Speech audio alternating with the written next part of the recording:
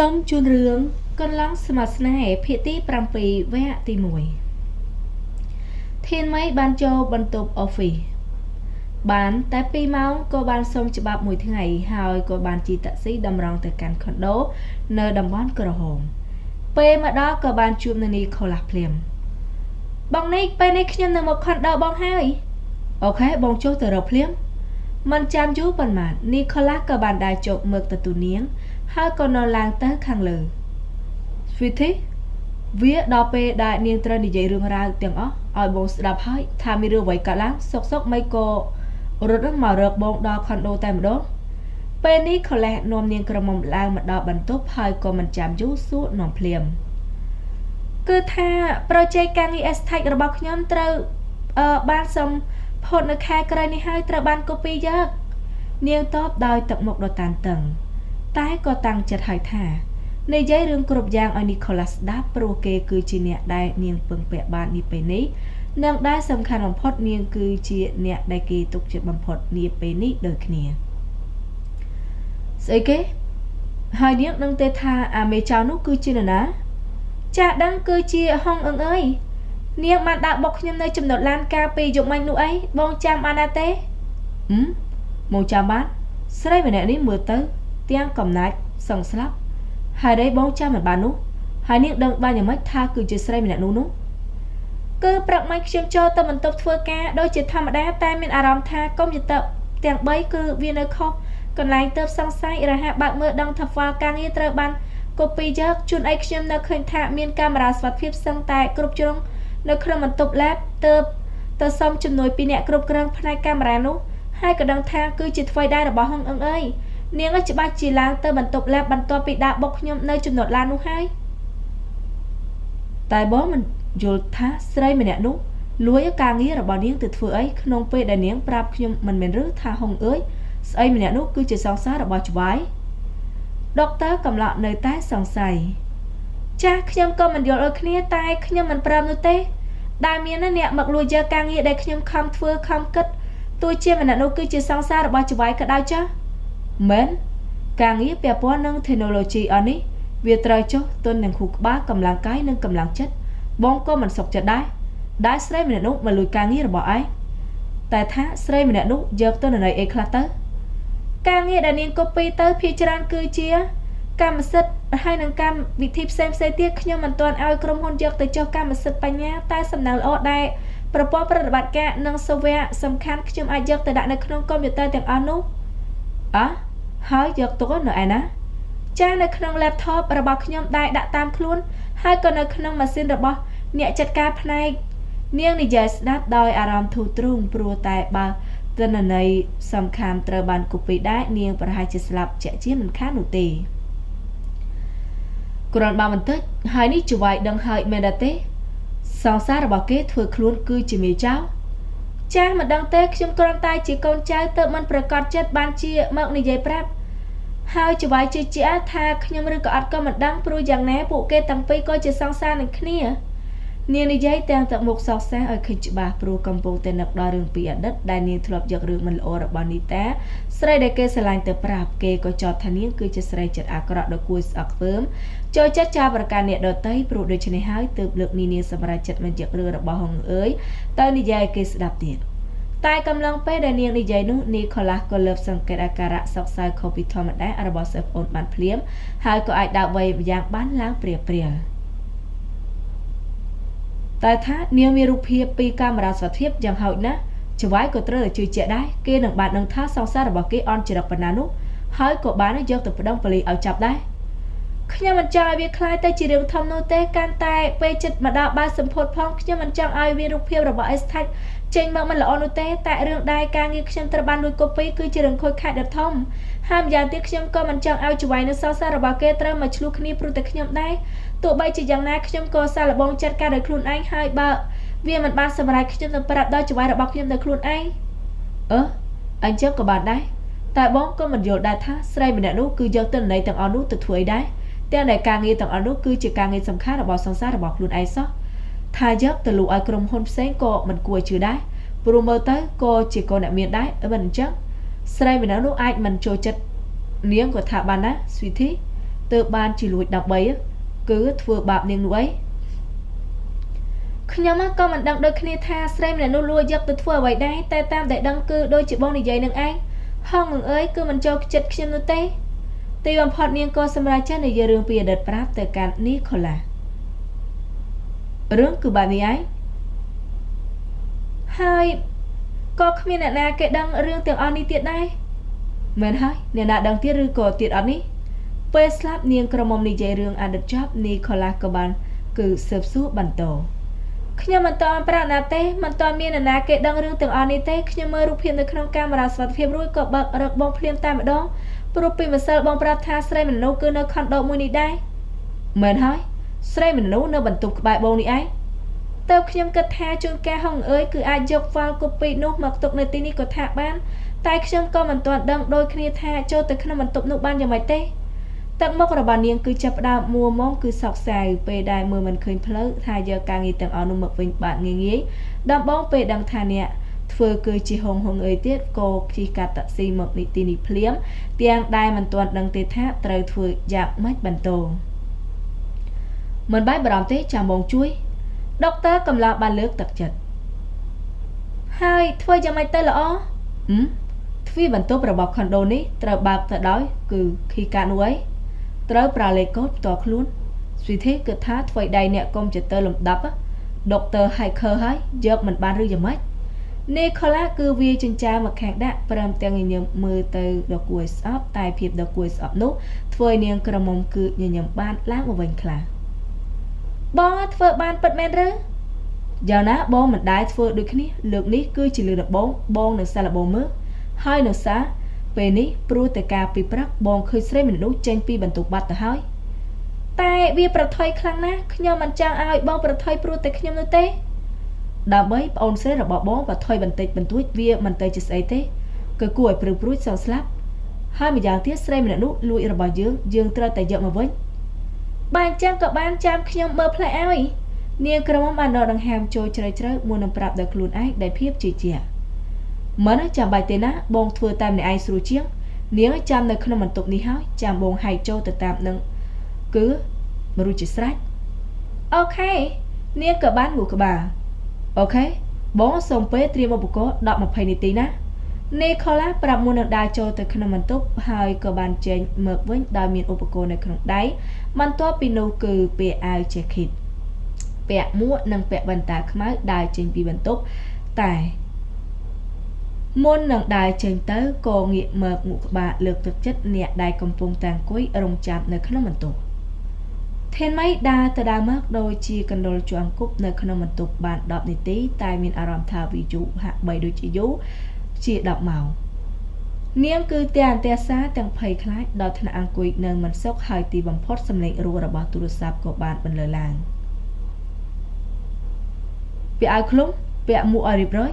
ហើយតាមបងមកបានបងចាំនៅក្បែរបន្ទប់នីខូឡាបានផ្ញើសារមកខ្លីៗតែធានម៉ៃក៏ធ្វើតាមបញ្ជាយ៉ាងលឿនអាយធីក្រមុំរហ័សពាក់អាវ jacket ដែលនីខូឡាត្រៀមឲ្យពាក់វ៉ែនតាខ្មៅលើកសក់ដាក់មួកពីលើសំបីប៉ុណ្ណឹងហើយសឹងតែមើលមិនដឹងទៅហើយថាអ្នកបន្លំខ្លួនគឺជាមនុស្សស្រីព្រោះតែធានម៉ៃខ្ពស់ជាងមានអត្ថាស្រីតៃវ៉ាន់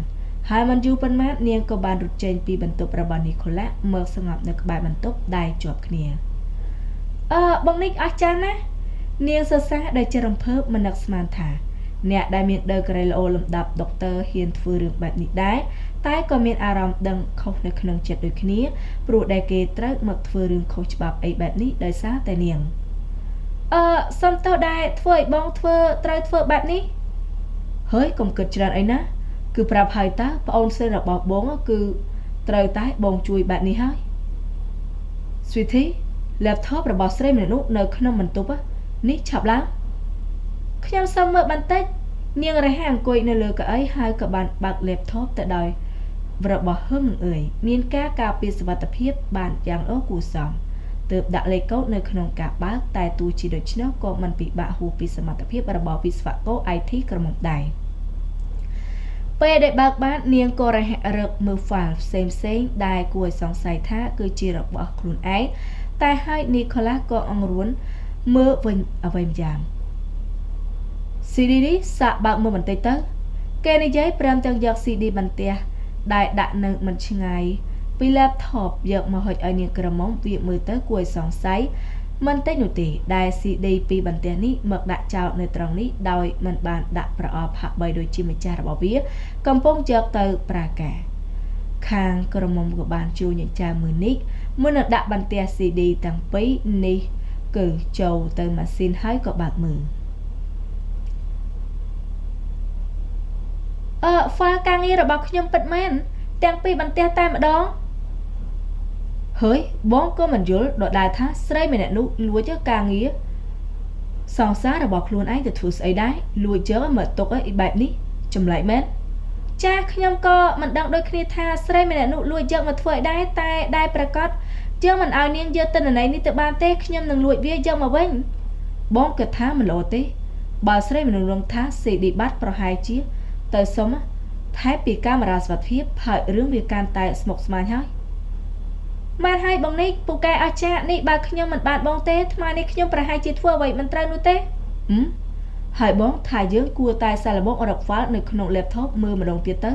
ក្រែងលោកស្រីម្នាក់នោះគឺសៀវទុកនៅក្នុងនេះដែរយើងការពារប្រសើរជាងណាកំឡុងសង្ហាដើក្រែដុកទ័រម៉ត់ចាត់មិនផ្លាស់ប្ដូរដែលអ្នកស្ដាប់ក៏បានងក្បាលគឺជាការយល់ស្របយ៉ាងខ្លាំង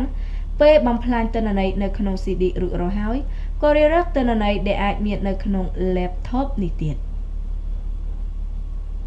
នេះអីមានប៉ិតមែននាងក្រមុំទានដីកាភ្ញាក់ផ្អើលសង្ឃឹមថាយើងប្រហែលជាបំផ្លាញទិន្នន័យដែលស្រីម្នាក់នោះលួចមកអស់ហើយធានម៉ៃនៅនីកូឡាសម្លឹងមើលរូបភាពសកម្មភាពនៅក្នុងនោះដីកាតាំងចិត្តព្រោះคลิปនេះមើលទៅត្រូវបានលួចធាត់ពីមនុស្សមួយក្រុមហើយមើលទៅរឿងរ៉ាវកាត់ឡើងយូរយារដូចគ្នាតែពេលដែលคลิปដំណើរការបានមួយសន្ធុក៏មកដល់ចំណុចសំខាន់ធ្វើឲ្យពួកគេត្រូវបានភ្ញាក់ផ្អើលដល់ថ្នាក់លើកដៃបិទមាត់អូ my god ព្រះជាម្ចាស់នេះគឺជាស្អីនេះចំណែកហឹងអើយដែរពេលនេះមិនដឹងថាបន្ទប់នៅខុនដូរបស់ខ្លួនមានចោលចូលទេបែរជាមកអង្គុយផឹកកាហ្វេជាមួយនឹងកំឡោះម្នាក់ទៀតដែលអារម្មណ៍រីករាយនៅហាងកាហ្វេល្បីឈ្មោះអ្នកនាងហុងទិន្នន័យដែលអ្នកនាងលួចពី SA Group បានយកមកឲ្យខ្ញុំមើលមានពេលមិនច្រើនទេកំឡោះរូបសង្ហាក៏បានទឿនស្អីគេឆៅស៊ីងប៉ៅខ្ញុំមកផឹកកាហ្វេផឹកបានផឹកកាហ្វេបានមិនប្រហែលផងលោកក៏មកទឿនទៅហើយនេះក្រេះតវ៉ាដៀងមើលទៅអ្នកមកខាងទៀតដែលមិត្តជិតស្និទ្ធរបស់ពងប្រុសដែលការពិចារណាការពិតទៅឆៅសឹងក៏សង្ហានឹងមានហើយអាចមិនស្មើនឹងជីតាក៏ចាត់ទុកថាអាចប្រើការបានប៉ុន្តែវាទាស់ត្រង់ថាអ្នកកំឡោះម្នាក់នេះមើលទៅគឺកំណាចមិនអញ្ចឹងនាងអាចនឹងសាឡបងខ្សែគប់ជាមួយគេក៏ថាបានខ្ញុំមានការងារដែលត្រូវធ្វើជាច្រើនទៀតបើនាងបានអីមកឆាប់យកមកឲ្យខ្ញុំមកខ្ញុំនឹងបានងាយសាយឲ្យនាងនោះអីហើយម្យ៉ាងទៀតខ្ញុំកំពុងតែខ្លាចទៅជាជនសង្ស័យក្នុងរឿងក្តីលើបធ្វើបាបមនុស្សរបស់ SA Group អ្នកនាងកុំភ្លេចបើពូអ្នកក៏សាច់ឃើញអ្នកនាងមើលអង្គុយជាមួយនឹងខ្ញុំបែបនេះហើយវានឹងខ្លាចទៅជាបែបណាក្រែបានស្ដាប់ហើយក៏យល់ឃើញដោយអ្នកមកខាងទៀតភ្លាមទើបរហ័សដាក់កែវកាហ្វេចោលក៏បាននេះគឺជា file ការងារដែលខ្ញុំយកពីយ៉ាងធានមីដែលលោកព្យាយាមចង់ទិញនាងនោះអីគិតថាទិន្នន័យអស់នេះអាចនឹងមានប្រយោជន៍ដល់លោកមិនតិចនោះទេក្រែនិយាយប្រាំទាំងហុយ CD ពីបន្ទះឲ្យអ្នកកំឡោះដែលអ្នកមកខាងទៀតក៏រហ័សទទួលយកតែនាងក្រមុំក៏គ្មានអារម្មណ៍បានតមកឆៅសឹងក៏បានសញ្ញាស័យហុចទៅឲ្យថ្លៃតបស្នងព្រោះដឹងច្បាស់ថាក្រុមគ្រួសារសេដ្ឋីខ្លាយៗរបស់មិត្តណាកំពុងតែធ្លាក់កោតនេះស្អីគេខ្ញុំខំបថុយទៅលួចយកមកឲ្យហេតុអីបានតែ100,000នាងកំមុំគឺបានលោឡាពេលមិនឃើញទូរលេខដូចដែលត្រូវការប៉ុណ្ណោះក្រៅពីកំណាយហើយឆាំងសឹងប៉ានៅមាត់ចត់ទៀតអូខេខ្ញុំនឹងឲ្យបន្ថែមបន្ទាប់ពីត្រៀមព្រៀបគ្នាបានហើយឆៅសឹងប៉ាក៏យកបន្ទះ CD ពាក់មួកការពីហើយក៏ងើបដើរចេញពីហាងព្រមទាំងក្រវីក្បាលនិងអាណិតគូប្រជែងដូចជាឈីតែនៅក្នុងចិត្តដែលសំណាក់អាក្រក់ត្រូវមកជួបនឹងស្រីកំណាចដូចជាហុងអឹងអើយទាំងដែលមាត់ប្រាប់ថាស្រឡាញ់ខ្លាំងតែក៏អាចក្បត់បាន ចំណែកក្រែដែលអង្គុយនៅក្នុងហាងកំពុងញញឹមមើលមឹកសាច់នៅក្នុងដៃយ៉ាងមានសេចក្តីសុខការងាយប៉ុណ្ណឹងក៏បានធ្វើឲ្យនាងបានលួយចាយយ៉ាងសប្បាយដៃមិនឃើញចាំបាច់អីត្រូវទៅធ្វើការនៅក្រុមហ៊ុនដឹកជញ្ជូនរបស់ឪពុកដែលនាងក៏មិនបានទៅជាន់នៅទីនោះជិត1ឆ្នាំទៅហើយដោយសារវាកំពុងតែជិតបិទប៉ុន្តែដោយសារតែក្រុមគ្រួសាររបស់នាងត្រូវរក្សាមុខមាត់នៅក្នុងសង្គមទើបត្រូវខាំថ្មីដំណើរការបន្តនិងសង្ឃឹមថាឲ្យនាងរៀបការជាមួយនឹងឈីតាដើម្បីទាញយកប្រាក់មកដោះបំណុលឲ្យក្រុមហ៊ុនរបស់គ្រួសារតែពេលនេះក្តីសង្ឃឹមដែលចង់ប្រើប្រាស់លុយរបស់ឈីតាដើម្បីជ្រោមជ្រែងគូសាននោះវាហាក់បីដូចជាខ្ទេចខ្ទីអស់ទៅហើយព្រោះតែឈីតាសំបីពីនាងតែទោះជាបែបនោះហើយក៏នាងក៏គ្មានផ្លូវព្រមចាញ់ជាដាច់ខាតនាងតាំងចិត្តឲ្យថានឹងរងចាំឲ្យអ្នកកំឡោះបាត់ខំបន្តិចសិនហើយនាងនឹងត្រឡប់ទៅលួងលោមជឿជាក់ថាឈីតាត្រូវតែព្រមចិត្តទុនជាក់ជាមិនខាតនោះទេនេះត្រង់នេះគឺមានហាងលក់អនុស្សាវរីយ៍យើងទៅមើលតោះនាងក្រមុំដើរលេងជាមួយនឹងនីកូឡានៅក្នុងព្រៃស្រល់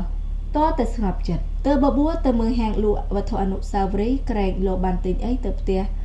ហើយអ្នកដែលត្រូវបបួលក៏បានអូខេបងក៏ចង់មើលដូចគ្នាស្វីធីមើលអាវមួយគូនេះទៅគូឲ្យស្រឡាញ់ដល់ហើយនីកូឡាស្រែហៅនាងក្រមុំឲ្យមកមើលដែរធានមីពេលដែលមកដល់ក៏ធ្វើមុខមិនត្រូវដូចគ្នា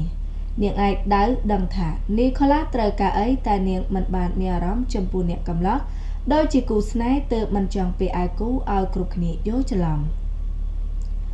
ទិញទៅណាទិញពាក់គូជាមួយគ្នាគូឲ្យស្រឡាញ់សឹងអីនៅប៊ូស្តុនគ្មានអ្វីបែបនេះទេនីកូឡារំភើបតែពេលដែលមើលមិនឃើញនាងក្រមុំរំភើបក៏ធ្វើសំឡេងខ្សែគួរអាណិតហើយនៅកូរ៉េបងប្អូនគេពាក់ខោអាវគូបែបនេះមិនបានឬក៏បានអញ្ចឹងខ្ញុំរើសម៉ូដនេះអូខេចាំបងគិតលុយណានីកូឡាដើរទៅគិតលុយមិនយូរប៉ុន្មានក៏យកអាវទំហំតូចរបស់មនុស្សស្រីមកខូចឲ្យដែលធានមីក៏ញញឹមទទួលយកហើយស្អែកនេះយើងពាក់អាវនេះជាមួយគ្នាអូខេដុកទ័រនាងតបដោយសំឡេងសទន់ហើយងាកទៅរើស postcard បន្ត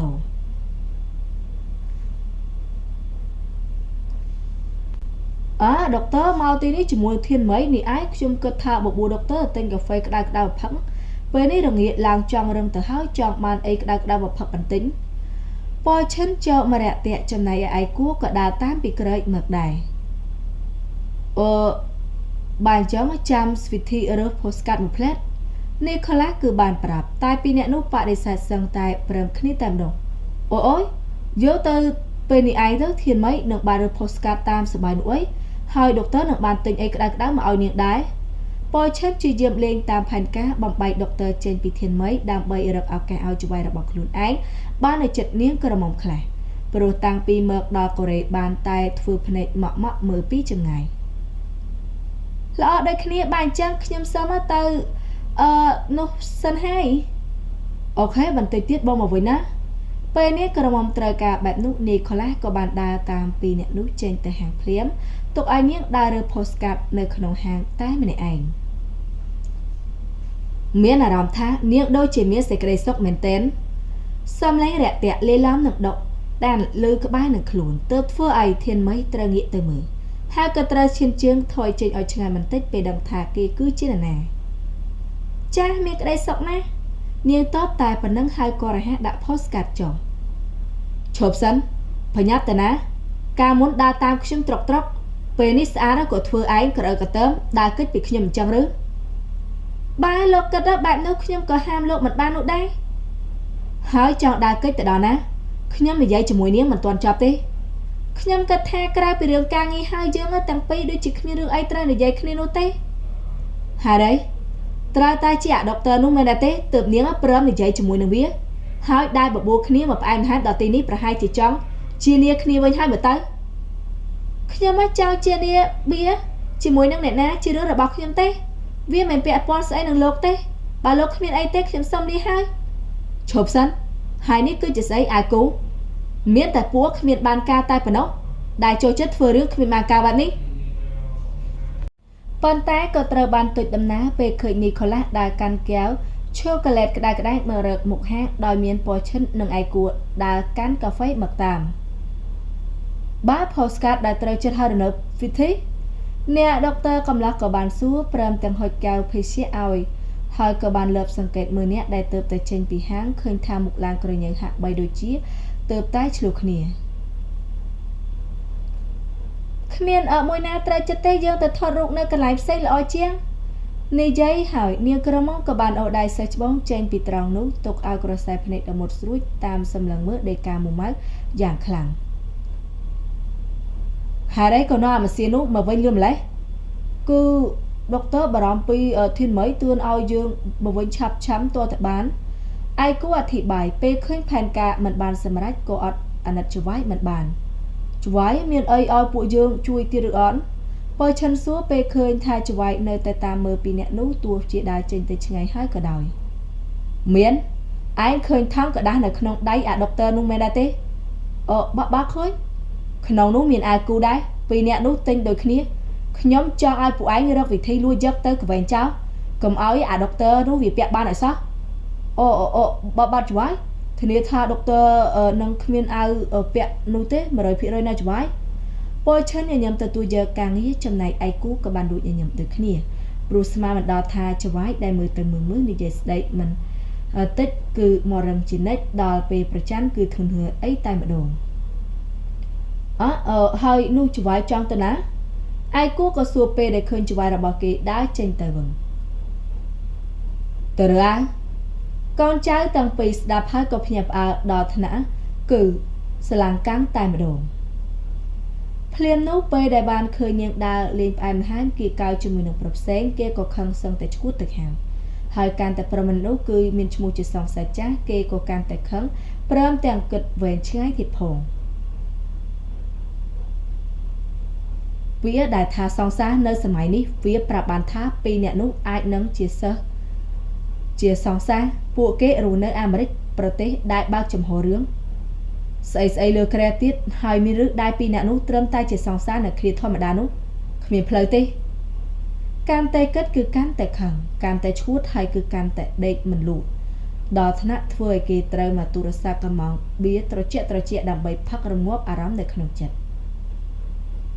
ចាំមើលស្អែកទៅខ្ញុំនឹងបំបែកនាងពីអាដុកទ័រនោះឲ្យបានណាគេសន្យាចំពោះខ្លួនឯងពេលព្រឹកឡើង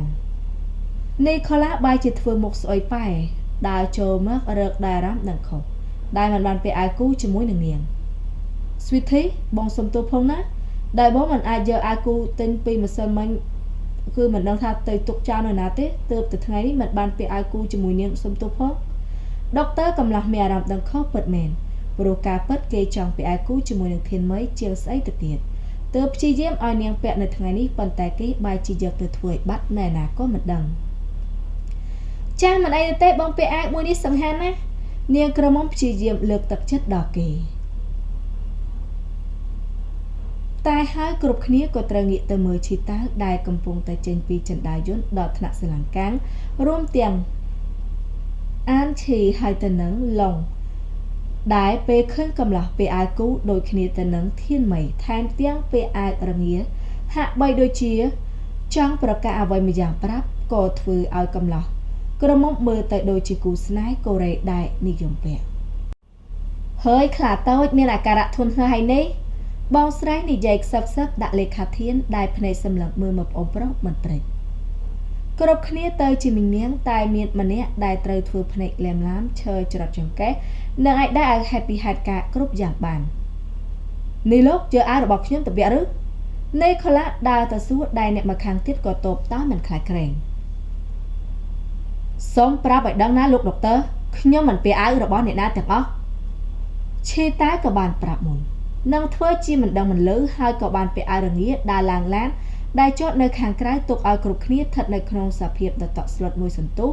ព្រោះមនឹកស្មានថាច្វាយដែលមើលទៅមកចត់នឹងកាចចង់ប្រកាសប្រាប់ជាន័យដល់កូនចៅស្រីរបស់ខ្លួនឯងថាតាមរយៈវិធីផ្អែមល្ហែមរ៉ូម៉ាន់ទិកនេះ